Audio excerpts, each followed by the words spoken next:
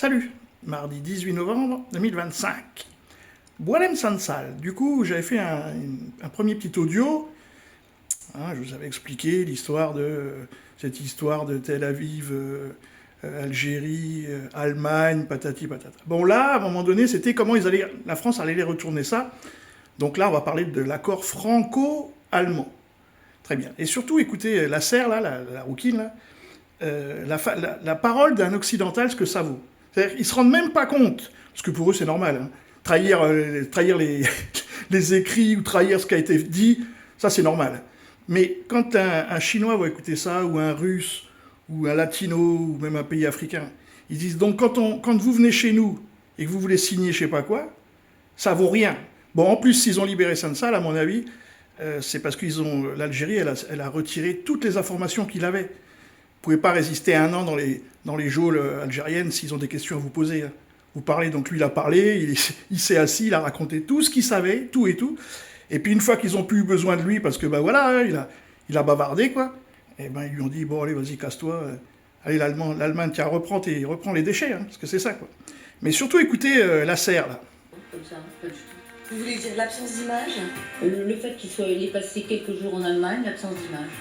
De toute façon, l'Allemagne était un passage obligé, imposé par l'Algérie, en disant il se fera soigner en Allemagne. Donc on était, ça faisait partie du deal qui était ça. Donc ça oui. Après, à partir du moment où il s'envole et qu'il vogue vers la France, il n'y a plus de deal qui tienne à ce niveau-là avec Alger. Donc les images. Vous voyez, donc le deal, c'est tu fais pas ci, tu fais pas ça, je te relâche. Mais une fois que tu es dans l'avion, hein, c'est comme ça qu'on fonctionne, hein, nous, hein, les Occidentaux. Ouais, bon, le deal, en fait, il tient plus, quoi. Mais ça, c'est pas comme ça que ça fonctionne dans la vraie vie, quoi. S'il le fait pas, c'est parce qu'il sait que si jamais il respecte pas la parole, la prochaine fois, ça sera pas un tribunal civil. Hein, c'est tout, hein, c'est la base, hein. Bon alors maintenant on rentre dans le délire là, écoutez bien, là on est chez les fous. Parce qu'il peut y avoir plein d'explications et peu importe. Parce que ça n'est pas évidemment ce qui compte. L'arrivée sur le tarmac, là, les présidents en général aiment bien recevoir, évidemment et ce succès diplomatique absolument formidable franco-allemand est quand même une chose suffisamment rare pour qu'elle puisse être soulignée, parce qu'on n'avait pas vu ça depuis de très longues années. Une entente franco-allemande dans la même direction. Belle socialiste. Avec zéro sur les côtés. Belle socialiste. C'est la meilleure réplique au scepticisme et à l'euroscepticisme. C'est quelque chose qui représente une victoire diplomatique, la diplomatie au service de la vie d'un homme, donc c'est très concret, et au service de l'affirmation de valeurs.